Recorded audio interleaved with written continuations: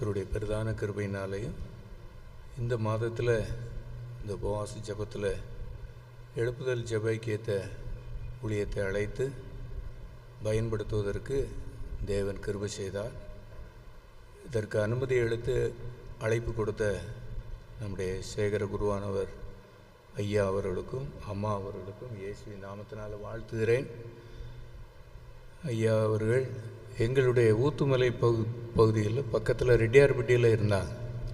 ஐயாவினுடைய ஊழியத்தை குறித்து நான் அதிகமாக கேள்விப்பட்டிருக்கிறேன், நேரில் பார்த்துருக்குறேன். பல வருடங்களுக்கு முன்பதாக இந்த இடத்துல ஐயா பணி செய்யும்போது ஐயாவினுடைய மகன் இந்த இடத்துல கீபோர்டு ப்ளே பண்ணதை பல ஆண்டுகளுக்கு முன்பதாக பாடல் நாங்கள் பாடினதை எங்களால் உணர முடிகிறது. நினைத்து பார்த்து நான் கர்த்தரை ஸ்தோத்திரிக்கிறேன். தொடர்ந்து இந்த சபையில் ஒரு சேகரத்தில் ஒரு எழுப்புதல் உண்டாகுன்னு சொல்லி நம்ம எல்லாரும் உபவாசித்து ஜெபிக்க கர்த்தர் நம்மளை இந்த நாளில் அழைத்திருக்கிறார். அல்லேலூயா. உங்களுக்கு முன்பதாக நிற்கிற அடியனை கூட, தகுதியில்லாத என்னையும் கூட கர்த்தர் எதிர்பாராத நேரத்தில் கர்த்தர் என்னையும் ரட்சித்தார். பேர் ஜான் வெஸ்லி தான். கிறிஸ்தவ குடும்பத்தில் வளர்க்கப்பட்டவன். ஆனாலும் என்னுடைய கல்லூரி வாழ்க்கையில் ஆண்டவருடைய வழியை விட்டு ஏகமாய் விலகி சென்றேன். போதை பழக்கத்துக்கு அடிமையான காலங்கள் கடந்தது. எனக்கு திருமணம் நடந்தது. என்னுடைய மனைவிக்கும் ஒரு ஆசிரியர் பணி கிடைத்தது. எனக்கு அப்போ வேலை கிடைக்கல. அந்த காலத்தில் நான் ரொம்ப கெட்டுப்போன நிலைமையில் இருந்தேன். சபையில் இருந்தேன், அப்படியே பாலிட்டிக்ஸ் அரசியலில் எலெக்ஷனில் இருந்தேன், அப்படியே ஜெயித்தேன், போஸ்டெலாம் நிறைய கிடச்சிது. அதில் ரொம்ப பெருமையில் இருந்தேன். எனக்கு 2 பிள்ளைகளை கர்த்தர் தந்தார். ஆனால் அந்த பெருமை கூடிக்கிட்டே இருந்துச்சு. ஒரு நாள் இந்த இடத்துல கழுத்தில் ஒரு கட்டி இருக்க மாதிரி எனக்கு தெரிஞ்சுது. கண்ணாடியில் பார்த்தேன். பார்த்துட்டு, ஆண்டவரே இது பயமாக இருக்க அப்படின்னு சொல்லி ஒரு 16-17 வருஷத்துக்கு முன்னால் ஒரு வேளை இது கேன்சர் கட்டியாக இருக்குமோ, செத்து போயிருமோ அப்படின்னு சொல்லி எனக்குள்ள ஒரு பயம். நானே டாக்டர்கிட்ட போனேன். டாக்டர் இப்படி இருக்கேன். டாக்டர் சொன்னாங்க, ஆப்ரேஷன் பண்ணி பயாப்சி டெஸ்ட்டுக்கு பாம்பேக்கு அனுப்பணும், அதுக்கு பிறகு தான் கட்டி என்னன்னு சொல்ல முடியும். நீங்கள் டேப்லெட் எதாவது கொடுத்தா அதை கரைச்சிடலாமான்னு. இல்லை, அது முடியாது அப்படின்னா வீட்டுக்கு வந்தேன். மரண பயம் எனக்குள்ளே வந்தது. என்னுடைய மனைவியின் இடத்துல எனக்காக ஜெபம் பண்ணு அப்படின்னு சொன்னேன். ஜெபம் பண்ணு அப்படின்னு சொன்னேன். வேலை வந்தது. பெல்பின்ஸ் ஹாஸ்பிட்டலில் அட்மிட் ஆனேன். அந்த பயாப்சி அந்த ஆப்ரேஷன் நடக்கிற வேளையில் அந்த அனஸ்தீசியா கொடுக்குற அந்த டாக்டர் அந்த பம்பிங் பண்ணிட்டு கேட்டாங்க, எவ்வளவு சிகரெட்டு குடிப்ப அப்படின்னு கேட்டாங்க. அப்படியே சொல்ல சொல்ல சொல்ல எனக்குள்ள ஒரு பயம். ஆனால் என் ஆவியில் ஒரு வார்த்தையை சொன்னேன். என்ன வார்த்தைனா, இயேசுவே நான் உம்முடைய ஊழியத்தை செய்வேன். அல்லேலூயா. அந்த வார்த்தையை சொன்னேன். ஆப்ரேஷன் முடிந்தது. அதற்கு பிறகு ரூமுக்கு வந்த பிறகு எனக்கு இந்த போதைப் பொருட்கள் மேலே ஒரு வெறுப்பு, இயேசு என்னை ரட்சித்தாருங்கிற ஒரு உணர்வு. அதற்கு பிறகு வீட்டுக்கு போய் இந்த வேதத்தை வாசிக்க ஆரம்பித்தேன். ஆதியாகமம் 1:1 ஆதியிலே தேவன் வானத்தையும் பூமியையும் சிருஷ்டித்தார். ஏப்பா, வானத்தையும் பூமியை சிருஷ்டித்த ஆண்டவர் எவ்வளோ பெரிய பணக்காரர். உலகத்தில் இருக்கிற ஆளெல்லாம் நம்ம பெரிய ஆள் நம்ம நினச்சிட்ருக்கோம். வானத்தையும் பூமியும் படைத்தவர். அது வசனத்தில் எனக்கு ஒரு விசுவாசம் கிடச்சி. அதுக்கு பிறகு பைபிள் வாசித்தேன். என்னை ஒரு ஆசிரியர், நீங்கள் ரட்சிக்கப்பட்டீங்க, பாவத்திலேருந்து விடுதலை பெற்றீங்க, நீங்கள் அப்படியே இந்த சுரண்டையிலேருந்து எழுப்புதல் ஜெபைக்கியத்தில் போய் கொஞ்சம் இணைஞ்சிங்கன்னா இன்னும் கொஞ்சம் உங்களுக்கு ஒரு பலனாக இருக்கும்னு சொன்னேன். அந்த ஐக்கிய ஊழியத்தில் கர்த்தர் என்னை அந்த நாளில் இணைத்தார். அந்த ஐக்கிய ஊழியத்தில் என்னை நல்ல ஆவிக்குரிய வாழ்க்கையில் ஞானப்பிரகாசன் வழி நடத்தினாங்க. அந்த நாட்களில் ஆவிக்குரிய வாழ்க்கை என்னை பலப்படுத்தினது. வேலை இல்லாமல் இருக்கிறதும் எனக்கு ஒரு பெருசாக தெரியல. ஒரு ஆவிக்குரிய தகப்பனாக இருந்து, தம்பி இப்படி இருக்கணும், இப்படி ஜெபம் பண்ணணும், இப்படி ஊழியம் செய்யணும், இப்படி பைபிள் வாசிக்கணும் அப்படின்னு சொல்லி அவங்களுடைய போதனை என்னை அழைத்து நல்ல ஒரு கிருபையாக என்னை ஆண்டவர் நடத்தினார். அதுக்கு பிறகு அவனும் ஒரு சபையில் இருந்தேன். ஐக்கிய ஊழியத்துக்கு பகுதி நேரமாக போயிட்டு வருவேன். அப்போ சபைக்குள்ளே இருந்து ஆராதனை முடித்து வெளியே வரும்போது ஒரு ஆள் என்கிட்ட கேட்டார், ரட்சிக்கப்பட்டுட்டேங்க, நீங்கள் பரிசுத்த ஆவியின் அபிஷேகம் பெற்றீர்களா அப்படின்னு கேட்டார். நான் அதற்கு என்ன பதில் சொல்லணும்னு தெரியாமல் அப்படி இப்படின்னு சொல்லிட்டு வந்துட்டேன். ஆனால் அந்த கேள்வி என்னையை விடலை. அந்த கேள்வி எனக்குள்ளே உறுத்திக்கிட்டே இருந்துச்சு. பரிசுத்த ஆவியின் அபிஷேகம் பெற்றுட்டீங்களான்னு கேட்டாங்களே, இதுக்கு என்ன பதில் சொல்கிறது அப்படின்னு சொல்லி. அப்போது எனக்கு அந்த கேள்வி அப்படி ஊண்டிங்காக இருந்துச்சு. ஐயா சொன்னது போல் எழுப்புதல் ஜெப ஐக்கியத்தில் ஆண்களை விசேஷித்தபடி ஜெபம் பண்ணணும்னு சொல்லி நல்ல அழைப்பு கொடுப்பாங்க. எல்லா இடங்கள்லையும் பெண்கள் எங்கேனாலும் வந்துடுவாங்க. ஆனால் அந்த ஆண்கள் நல்ல ஜெபம் பண்ணணும், ஏன்னா அவங்க கையில் தான் குடும்பம், நிறைய பொறுப்புகள் இருக்குது அப்படின்னு சொல்லி அவங்கள நல்லா கூட்டி அழைத்து ஜெபம் பண்ணுவாங்க. அப்போ எங்கள் எழுப்புதல் ஜெப ஐக்கியம் சுரண்டையில் மே மாதம் முதல் வாரத்தில் ஆண்கள் தியான முகாம் உண்டு. அதற்கு எனக்கு ஒரு அழைப்பு கிடைச்சது, எனக்கு இது கலந்து கொள்ள ஒரு வாய்ப்பு கிடைச்சது. அப்போ எனக்குள்ள ஒரு தாகம், அப்படி தாகம் இருக்கையிலே குடும்பமாக சென்னைக்கு என் அண்ணன் வீட்டுக்கு போக வேண்டியதாகி போச்சு. போய் அடுத்த நாளே என் அண்ணன்ட்ட சொல்கிறேன், நான் சுரண்டைக்கு போகிறேன், என்னடா வந்து 2 நாள் கூட இருக்கல அப்படி. எனக்குள்ள ஒரு தாகம். ஒரு ஆள் கேட்டார், பரிசுத்த ஆவியின் அபிஷேகத்தை பெற்றுட்டீர்களா அப்படின்னு சொல்லி. நீ இப்படி பதில் சொல்லிட்டு வந்துட்டே அப்படின்னு சொல்லி இந்த ஆண்கள் தியான முகாமில் எப்படியாவது பரிசுத்த ஆவியை பெற்றுக்கொள்ளுன்னு சொல்லி போராடி ஜெபம் பண்ணி, இந்த பரிசுத்த ஆவி உண்டுன்னா என்னை நிரப்பிடணும் அப்படின்னு சொல்லி நான் ஜெபம் பண்ணேன். அந்த ஆண்கள் தியான முகாம் 3 நாள் முகாம். 2வது நாள் முகாமில் உபவாசத்தோடு போனேன். பரிசுத்த ஆவின்னு ஒன்று உண்டு அப்படின்னு சொன்னான், என்னை நீங்கள் நிரப்பணும் ஆண்டவரேன்னு சொல்லி. 2வது நாள் முகாமில் பாரத்தோடு ஜெபம் பண்ணேன், ஆண்டவரே என்னை நம்முடைய ஆவியினால் நிரப்பிடும். ஒரு மனுஷன் என்னை பார்த்து இப்படி கேள்வி கேட்டார், பரிசுத்த ஆவி நீங்கள் பெற்றீர்களா அப்படின்னு சொல்லி. ஆனால் நான் சரியான பதில் சொல்லலை. அந்த பரிசுத்த ஆவி உண்டுன்னு சொன்னால் என்னை நிரப்பிடுன்னு சொல்லி நான் ஜெபம் பண்ணேன்.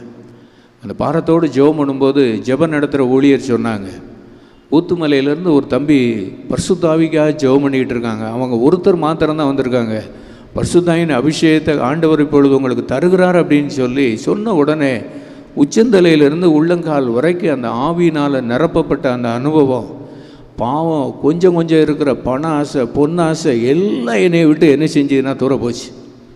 அந்த அபிஷேகம் பெற்ற பிறகு இந்த வேதத்தை எடுத்து வாசிக்க ஆரம்பித்தேன்.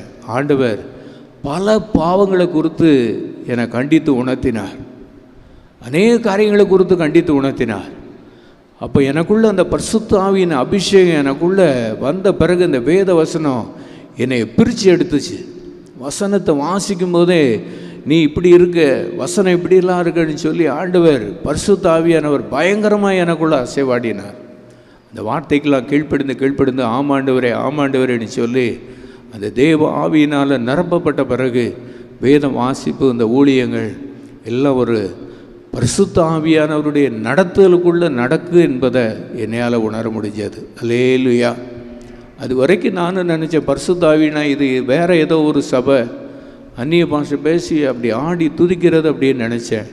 ஆனால் பரிசுத்த ஆவியின் அபிஷேகத்தை பெற்ற பிறகு பரிசுத்த ஆவியானவர் என்னை கண்ட்ரோல் பண்ணி நடத்துகிறது. இப்படி போ, இப்படி பேசு, இதை செய்கிற, இதை செய்யாத அப்படின்னு சொல்லி என்னை இருதயத்தில் இருந்து உள்ளத்திலேருந்து என்னை கண்ட்ரோல் பண்ணி என்னை நடத்துகிறது என்னையால் அறிய முடிஞ்சது. அல்லேலூயா. இந்த பரிசுத்த ஆவியின் அபிஷேகத்துக்காகத்தான் நம்ம இன்றைக்கி ஜெபம் பண்ண போகிறோம். இந்த அபிஷேகம் கிடைச்ச பிறகு எல்லா காரியங்களும் பெரிய பாரமாக இருந்தாலும் அந்த பரிசுத்த ஆவியின் அபிஷேகம் கிடைச்ச பிறகு ஆவியானவர் என்னை நல்ல ஜெபம் பண்ண வச்சு வசனம் தந்து ரொம்ப சுலபமாய் நடத்துகிறதை என்னையால் உணர முடிஞ்சது. அல்லேலூயா. பெரிய காரியமாக இருந்தாலும் தெய்வ சமூகத்தில் ஜெபம் பண்ணும்போது ஒரு சின்ன ஜெபம் நடந்துக்கிட்டு இருக்கும்போது பண்ணாலும் கூட ஆண்டவர் என்னை நடத்துகிறதை என்னால் உணர முடிஞ்சது. அல்லேலூயா. அதற்கு கூட ஒரு சின்ன சாட்சி, ஆவியானவர் எப்படி கிரியை செய்தார்னு நிறைய வசனத்தில் எனக்குள்ளே கிரியை செய்தார். ஒன்றே ஒன்று சொல்லிவிட்டு, அந்த பரிசுத்த ஆவி எவ்வளவு முக்கியம், இதற்காக நம்ம ஜெபம் பண்ணும்போது ஆவியானவர் நமக்குள்ளே இறங்குவார் என்கிற ஒரு நம்பிக்கையோடு ஜெபம் பண்ணும்போது இன்றைக்கி வந்திருக்கிற எல்லாரையும் நிரப்பப்பட்ட நம்மளையும் இன்னும் அதிகமாய் நிரப்புவார். அல்லேலூயா. லூக்கா 19வது அதிகாரத்தில் சகைவை குறித்து எழுதப்பட்டிருக்கு. நீங்கள் பிறகு வாசிங்க. ஆண்டவர் இடத்துல, இந்த இயேசுவானிடத்தில் சகை பக்கத்தில் போனவனே, ஆண்டவரே யாரிடத்துலையும் அநியாயமாய் வாங்கினது உண்டானால் நாலத்தனையாய் கொடுக்கிறேன், என் ஆசையை ஏழைகளுக்கு பாதியை கொடுக்குறேன்னு சொல்லி சகையு அறிக்கையிட்டார் பாவத்தை. இந்த வசனத்தை வாசிக்கும் போது, நான் ரட்சிக்கப்பட்ட பிறகு பரிசுத்தாவின் அபிஷேகத்தை பெற்ற பிறகு இந்த வசனத்தை வாசிக்கும் போது எனக்குள்ள ஆவியானவர் நினைவுபடுத்தினார். என்ன நினைவுபடுத்தினார்னா, நான் கல்யாணம் முடித்து என் பையன் 8th ஸ்டாண்டர்ட் படிக்கிறான். என்னைய நினைவுபடுத்தினார். ஊத்துமலையில் நீ 7ஆம் வகுப்பு படிக்கும்போது ஒரு மிட்டாய், சவு மிட்டாய் வாங்கி நீ சாப்பிடுவல்ல, அங்கே நீ அந்த சவு மிட்டாய் வாங்கினதில் ஒருத்தருக்கு 3 ரூபா நீ கடன் கொடுக்கணுமே அப்படின்னு சொல்லி தூக்கி வாரி போட்டுச்சு. ஆண்டவரே, நான் கல்யாணம் முடித்து என் பையன் 8th படிக்கிறான், நான் 7ஆவது படிக்கும்போது செய்த பாவத்தை, அந்த கடனை நீர் எனக்கு ஞாபகப்படுத்துகிறேன். நான் எப்படி போய் அந்த சவு மிட்டாய்க்காரன்ட்ட போய் மன்னிப்பு கேட்க முடியும், துட்டு கொடுக்க முடியும் அப்படின்னு சொல்லி. ஆனால் அதற்கு பிறகு இது ஏதோ சும்மா போலுக்குன்னு நினச்சி அடுத்த வசனத்தை வாசிக்க ஆரம்பித்தேன். எனக்கு புரியவே இல்லை. நீ முதல்ல அவன்கிட்ட போய் ஒப்புரவாக்கு, அவன்கிட்ட நீ 3 ரூபா கடை வாங்கினல்ல, யாரிடத்துலேயும் அநியாயமாக வாங்கினா நாலத்தனையாய் கொடுக்கணும்னு இப்போ சகையை செஞ்சுருக்கிறார்ல, நீ போய் அவன்கிட்ட போய் காசை கொடு அப்படின்னு சொல்லி ஆவியானவர் எனக்குள்ளே உணர்த்துகிறார். அடுத்த நாள் சண்டே கோயில் போனோம். அப்போ நான் ஜெபம் பண்ணிட்டு போனேன். ஆண்டவரே, பரிசுத்த ஆவியானவர் கண்டித்து உணர்த்துகிறாரு, என்னால் ஜெபம் பண்ண முடியலை, பைபிள் வாசிக்க முடியலை, அந்த மனிதனை எனக்கு காட்டும் அப்படின்னு சொல்லி அப்படி ஜெபம் பண்ணிவிட்டு ஆலயத்துக்கு நான் சென்று தெருவில் நடந்து போகும்போது அந்த சவு மிட்டாய்க்காரர் அப்படியே நடந்து வர்றார். அல்லேலூயா. பழைய கிழிஞ்ச சாரை உடுத்தி அப்படியே நடந்து வந்தார். ஒரு 100 ரூபாயை கொடுத்தேன். அவர் என்னென்னே கேட்கல, வாங்கிட்டார். பார்க்குற நேரமெல்லாம் நான் ரூபா கொடுத்துக்கிட்டு இருக்கேன். அல்லேலூயா. ஏன் அப்படின்னு சொன்னால், அதுக்கு பிறகு பைபிள் வாசித்தோம், பெரிய விடுதலை, நல்ல உற்சாகமாக இருக்குது, சந்தோஷமாக இருக்குது. அவருக்கு காசு கொடுத்தாச்சு, அவர்கிட்ட மன்னிப்பு கேட்டாச்சு, நமக்கு பெரிய ஒரு விடுதலையாக இருந்துச்சு. ஆவியானவர் பாவத்தை குறித்து, நீதியை குறித்து, நியாய தீர்ப்பை குறித்தும் கண்டித்து உணர்த்துவார். அப்படி உணர்த்தினார் அந்த பரிசுத்தாவின் அபிஷேகத்தை பெற்ற பிறகு. இன்றைக்கி இந்த பரிசுத்தாவின் அபிஷேகத்தை நம்ம பெற்றுட்டோம் அப்படின்னு சொன்னால் நமக்கு என்ன கிடைக்கும் அப்படின்னா, ஐயா பாடல் பாடினது போல் என்னை என்றும் போதித்து நடத்துவார். சங்கீதம் 32:8 நான் உனக்கு போதித்து நீ நடக்க வேண்டிய வழியை உனக்கு காட்டுவேன், உன்மேல் என் கண்ணை வைத்து உனக்கு ஆலோசனை. ஆண்டவர் நம்மளை எப்படி நடத்தும்னு நினைக்கிறாரோ பரிசுத்த ஆவியானவர் நடத்துவார். நீங்கள் எங்கே போகணும், இப்படி பேசணும், இப்படி போ, இப்படி கைட் பண்ணு, குடும்பம், நம்ம ஊழியம், நம்ம தொழில், நம்ம பிள்ளைகள் எல்லாத்தையும் அந்த பரிசுத்த ஆவியானவர் நம்மளை நல்லா போதித்து நடத்துவார். ஆண்டவர் நம்மளை போதித்து நடத்தினார் அப்படின்னு சொன்னால் அதன் முடிவு எப்படி தான் இருக்கும்னா, ஒரு உயர்வாக இருக்கும், ஒரு ஆசீர்வாதமாக இருக்கும். அல்லேலூயா. ஏன் அப்படின்னு சொன்னால், சில வேளைகளில் நம்ம சுயமாக செஞ்சுட்டு இதுவும் ஆண்டவர் சித்தமோ, ஆனால் முடிவில் தோல்வி இருக்கும். ஆனால் பரிசுத்த ஆவியானவர் நமக்குள்ளே இருந்து நடத்தும் போது அது கடினமான பாதையாக இருந்தாலும், வருஷம் கழிந்த பிறவாக இருந்தாலும், அதனுடைய முடிவு எப்படி இருக்கும்னா சந்தோஷமாக இருக்கும், சமாதானமாக இருக்கும், உயர்வாக இருக்கும். அல்லேலூயா. ஒரு குறிப்புக்காக நம்ம ஜெபம் பண்ணுவதற்கு முன்பதாக ஒரு வசனத்தை நம்ம எடுத்து நம்ம வாசிப்போம். சங்கீதம் 85வது சங்கீதம் 12வது வசனம்.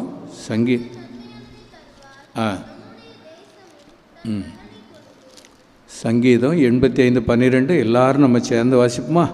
கர்த்தர் நன்மையானதை தருவார், நம்முடைய தேசமும் தன் பலனை கொடுக்கும். இன்றைக்கி உபவாச ஜெபத்துக்கு வந்திருக்கிற நமக்கு ஆண்டவர் என்னத்தை தரப்போகிறார்னா, ஒரு நன்மையானதை கர்த்தர் என்ன செய்ய போகிறார்னா தரப்போகிறார். அல்லேலூயா. அந்த நன்மையானது என்ன அப்படின்னு சொல்லி ஆண்டவராகிய இயேசு என்ன சொல்லியிருக்கிறார் அப்படின்னு நம்ம என்ன செய்ய முடியும், வாசிக்க முடியும். மத்தேயு எழுதின சுவிசேஷம் 7ஆம் அதிகாரம். கர்த்தர் நன்மையானதை தருவார், நன்மையானது என்ன அப்படின்னு சொல்லி பார்க்குறோம். மத்தேயு 7:11வது வசனம். ஆகையால்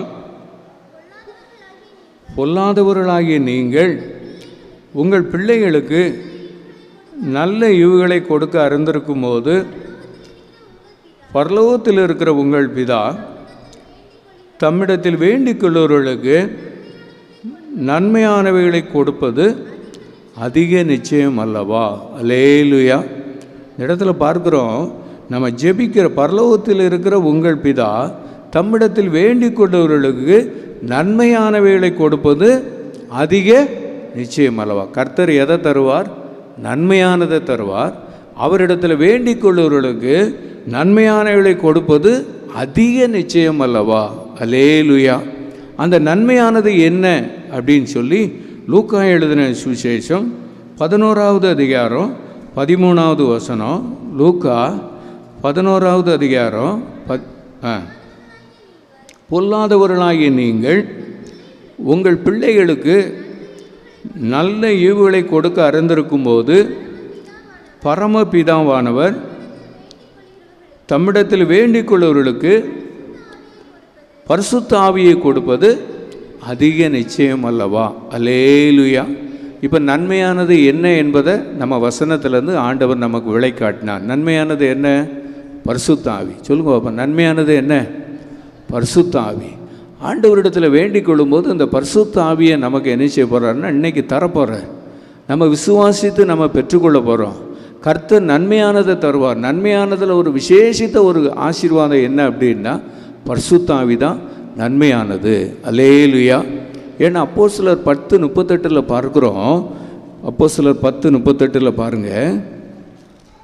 நசரேயனாகிய இயேசுவை தேவன் பரிசுத்த ஆவியினாலும் வல்லமையினாலும் அபிஷேகம் பண்ணினார்.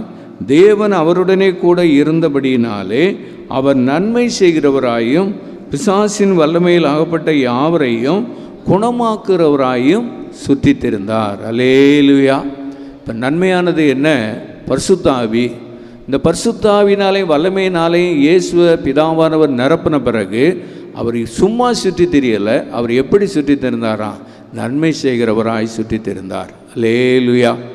இன்றைக்கும் தேவனுடைய பிள்ளைகளாய் நமக்கும் இந்த பரிசுத்த ஆவியின் அபிஷேகம் ரொம்ப முக்கியம். இந்த பரிசுத்த ஆவியை பெற்றுக்கொண்டோம் அப்படின்னு சொன்னால் நம்ம குடும்பத்தில் நம்மளை எப்படி ஆண்டவர் நம்ம பிள்ளைகளை நடத்தணும், நம்ம தொழிலை எப்படி நடத்தணும், நம்ம நிர்வாகத்தை எப்படி நடத்தணும், நம்ம கையாளுகிற ஒவ்வொரு காரியங்களையும் பரிசுத்த ஆவியானவர் இங்கே போ, இதை செய், இதை செய்யாத, இந்த வழியை போ, இப்போ ஜெபம் பண்ணு, இப்போ பைபிள் வாசி அப்படின்னு சொல்லி ஆவியானவருடைய சத்தம் நமக்குள்ளே என்ன செய்யும்னா கேட்கப்படும். அல்லேலூயா. வரும்போது கூட இந்த வார்த்தை எனக்கு கர்த்தர் நன்மையானதே தருவார். நம்ம ஜெப குறிப்பு இன்னைக்கு என்னது? கர்த்தர் சொல்லுங்க, கர்த்தர் நன்மையானதை தருவார். நன்மையானது என்னது?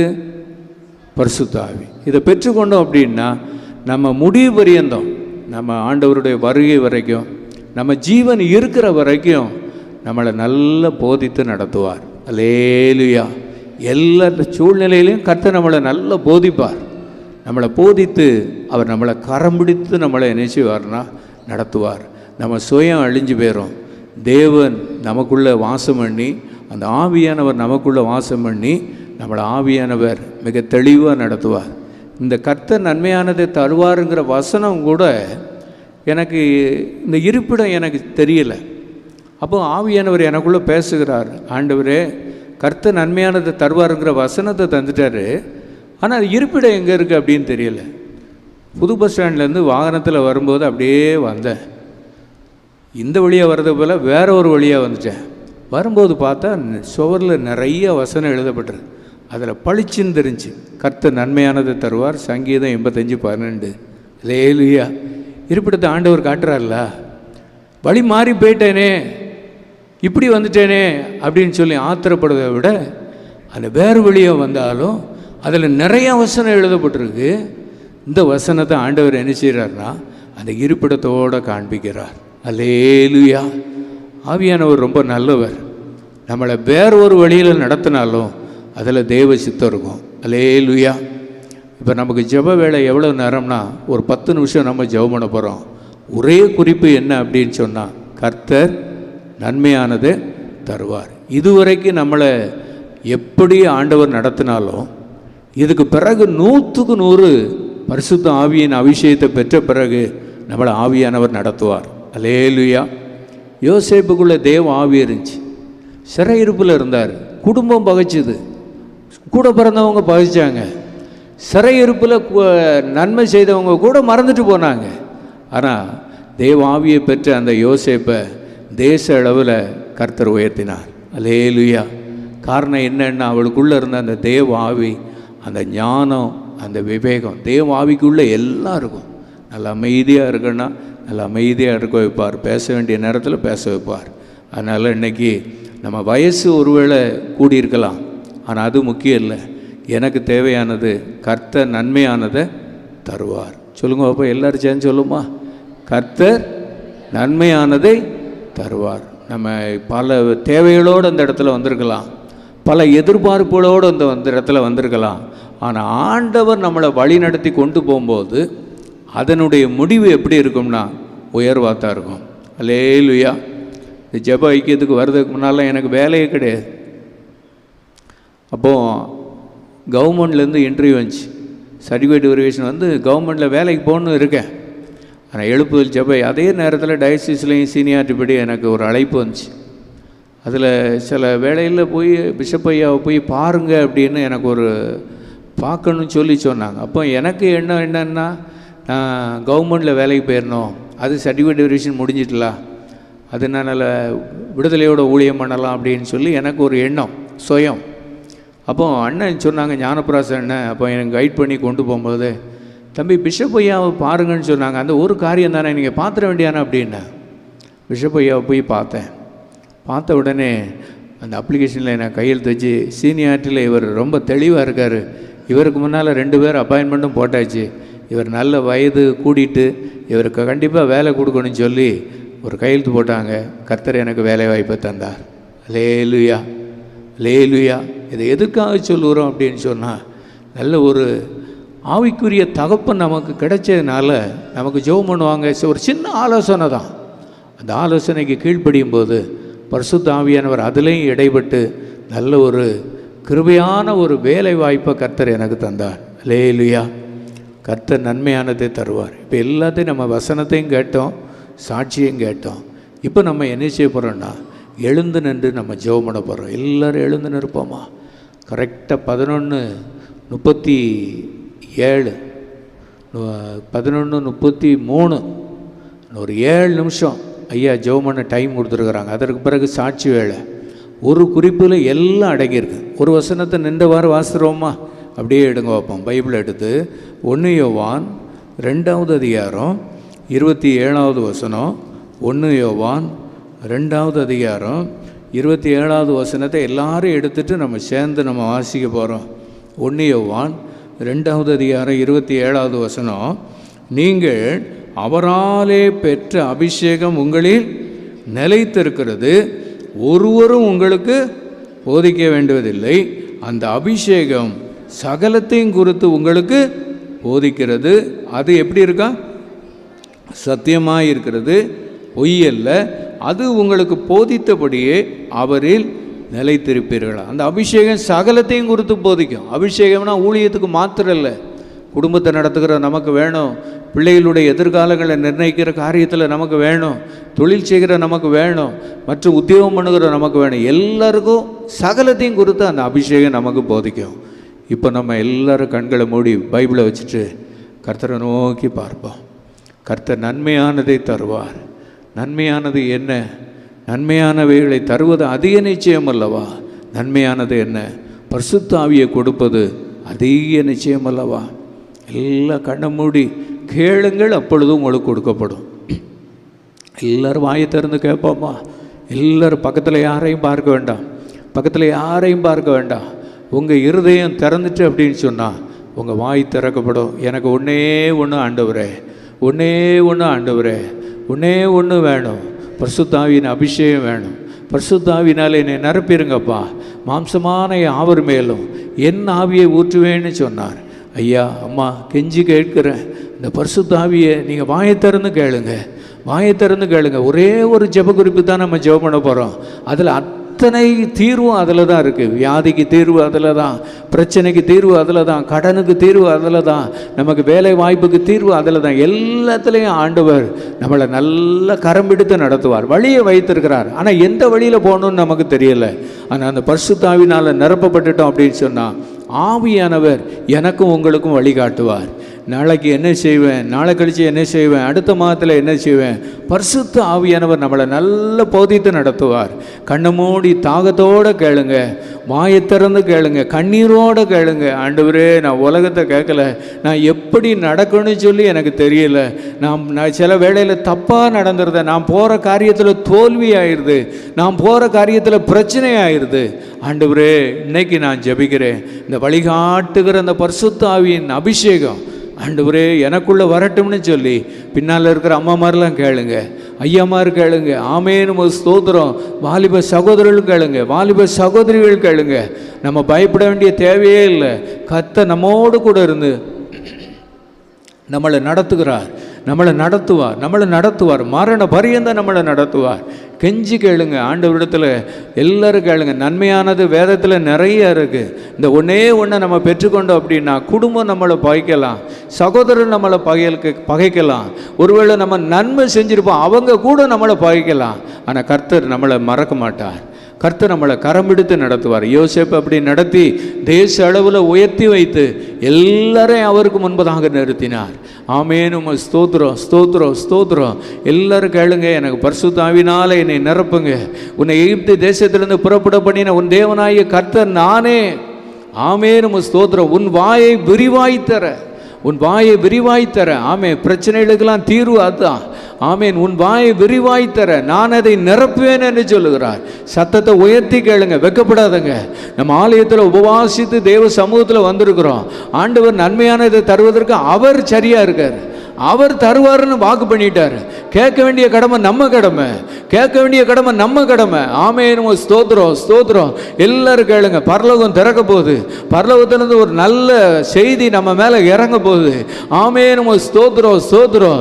யோசேப்பு மேலே இறங்கின தேவ ஆவி, தானியேல் மேலே இறங்கின ஒரு விசேஷித்த ஆவி, இயேசுவின் மேலே இறங்கின அந்த அளவில்லாத ஆவி, சீஷர்கள் மேலே இறங்கின அந்த அபிஷேகம், அந்த பரிசுத்த ஆவி ஆண்டவரே என் மேலே இறங்கட்டும், ஆண்டவரே என் மேலே இறங்கட்டும், ஆண்டவரே. எல்லாரும் கேளுங்க, வாயை திறக்காம இருந்துறாங்க. கேளுங்கள், அப்பொழுது உங்களுக்கு கொடுக்கப்படும். தட்டுங்கள், அப்பொழுது உங்களுக்கு திறக்கப்படும். கேட்கிற எவனும் பெற்றுக்கொள்ளுகிறான். ஆமேன். ஸ்தோத்திரம். விட்டுறாதங்க. ஆமேன். 4 நிமிஷம் இருக்கு. ஆமேன். ஸ்தோத்திரம். அதுக்குள்ளதான் அந்த பரிசுத்த ஆவியின் அபிஷேகத்தை கர்த்தர் நமக்கு தருவார். கேட்கிற எவனும் பெற்றுக்கொள்ளுகிறான். ஆமேன், ஆமேன், ஆமேன். ஸ்தோத்திரம். கேட்கிற ஒவ்வொருவர் மேலையும், வாஞ்சியோடு கேட்கிற ஒவ்வொருவர் மேலையும் ஆண்டவரே உம்முடைய அபிஷேகத்தினால் நிரப்புங்கப்பா. ஆண்டவரே நீங்க நிரப்பிருங்க. நீங்க நிரப்பிருங்க. சுயம் அழியட்டும். தேவ சித்தம் நிறைவேறுவதற்கு, வழிகள் திறக்கப்படுவதற்கு, அதிசயங்கள் நடப்பதற்கு, உயர்வுகள் வருவதற்கு, தடைகள் மாறுவதற்கு ஆண்டவரே உம்முடைய அபிஷேகத்தினால நிரப்புங்கப்பா. பின்னால இருக்கிற அம்மாமார் கேளுங்க, வலது பக்கத்தில் இருக்கிற ஐயாமார் கேளுங்க. ஆண்டவரே என்னை உம்முடைய ஆவியினால என் உள்ளத்துல நிரப்பிருங்க. ஆண்டவரே என் சுயம் அழிஞ்சிரட்டும். ஆண்டவரே என் உள்ளத்துல இருக்கிற மாம்ச கிரியைகள் அழியட்டும். ஆண்டவரே இயேசுவே என் பெருமைகள் அழியட்டும், என் பேச்சுகள் அழியட்டும், என் அநித்திய மானவைகள் அழியட்டும், பொண்ணு அழியட்டும். ஆண்டவரே இருதயத்தில் இருக்கிற பொருளாசை அழியட்டும், பண ஆசை அழியட்டும். ஆண்டவரே இருதயத்தில் இருக்கிற அக்கிரமங்கள் அழியட்டும், பாவ சிந்தைகள் அழியட்டும், மாம்ச சிந்தைகள் அழியட்டும். ஆண்டவரே அழியக்கூடிய ஒரு சுத்த ஆவியின் அபிஷேகம் ஆண்டவரே எங்க மேல நிரப்புங்க. ஆண்டவரே கர்த்தர் நன்மையானதை தருவார் சொல்லி நீர் எனக்கு வாக்கு பண்ணினீர்கள். ஆண்டவரே இந்த வாக்கு தத்தத்தை நிறைவேற்றுங்க. ஆண்டவரே நாங்கள் விட மாட்டோம். ஆண்டவரே யாக்கோபை போல போராடி ஜெபம் பண்ணும். ஆண்டவரே யாக்கோபை போல போராடி ஜெபம் பண்ணிட்டு இருக்கிற ஆண்டவரே இயேசுவே நீர் பரிசுத்த ஆவியினாலே என்னை ஆசீர்வதிங்கப்பா. ஆண்டவரே பரமபிதாவானவர் தம்மிடத்தில் வேண்டிக் கொள்ளுவர்களுக்கு பரிசுத்த ஆவியை கொடுப்பது அதிக நிச்சயம் அல்லவான்னு நீங்க சொன்னீங்களாப்பா. அதை நம்பி நாங்க கேட்கிற ஆண்டவரே எங்களை வழி நடத்தணும். ஆண்டவரே எங்களை வழி நடத்தணும். எங்களுக்கு நீர் போதிக்கணும். எங்களை ஆவியானவர் போதித்து நடத்தணும். ஆண்டவரே எல்லாரும் கேட்டீங்களா? ஆமென். ஸ்தோத்திரம். எல்லாரும் கேட்டுருங்கம்மா. இன்னும் 2 நிமிஷம் இருக்கு. ஆமென். ஸ்தோத்திரம் ஐயா. இந்த ஜெப குறிப்பில் எல்லாம் அடங்கி இருக்கு. நீங்க வீட்டுக்கு போன பிறகு உங்களை ஆவியானவர் அற்புதமாய் நடத்துவார். அற்புதமாய் நடத்துவார். ஆமென். சோதரம் சோதரம். ஆச்சரியமாய் நடத்துவார், ஆச்சரியமாய் நடத்துவார். நல்ல நேர் வழியில நடத்துவார். அற்புதங்கள் அடையாளங்களுக்கு நேர நடத்துவார். ஒரு விசேஷித்த ஆவி, ஒரு விசேஷித்த ஆவி, அந்த பரிசுத்த ஆவினால என்னை நிரப்பிருங்கப்பா. எல்லாரும் கேட்டீங்களா? இன்னொரு தடவை வாய் திறந்து கேட்டுருவோமா? ஆமென். சோதரம் சோதரம் சோதரம் சோதரம் சோதரம் சோதரம் சோதரம் சோதரம் சோதரம். ஆண்டவரே, அந்த அபிஷேகம் தான் என்னை போதிக்கணும். என்னை ஒருத்தரும் போதித்து நடத்தக்கூடாது. என்னை அபிஷேகம் எனக்குள்ள இருந்து நல்லா போதித்து நடத்தணும் ஆண்டவரே.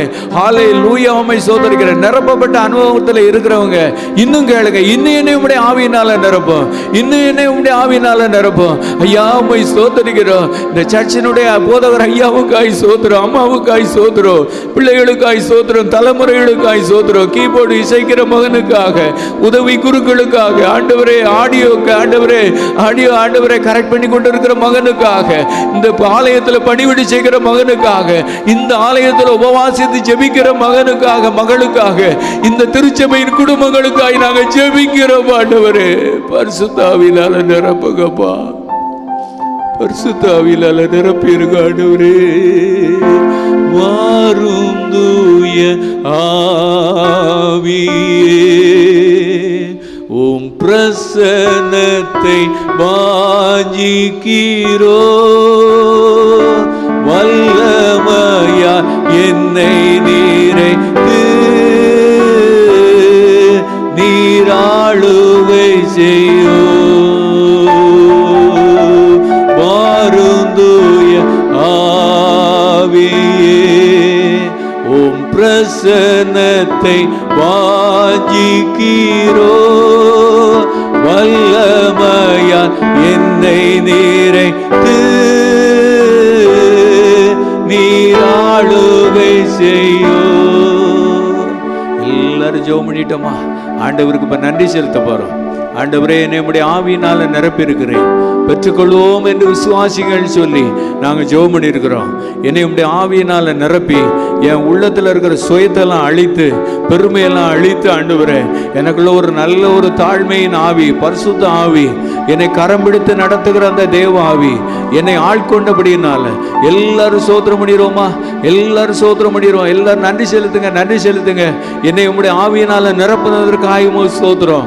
என்னை உடைய ஆவியினால நிரப்புனதற்காக ஸ்தோத்திரம். கரம் பிடித்து நடத்துவார், கண்மலை மேல் நிறுத்துவார். கரம் பிடித்து நடத்துவார், கண்மலை மேல் நிறுத்துவார். ஒரு தான்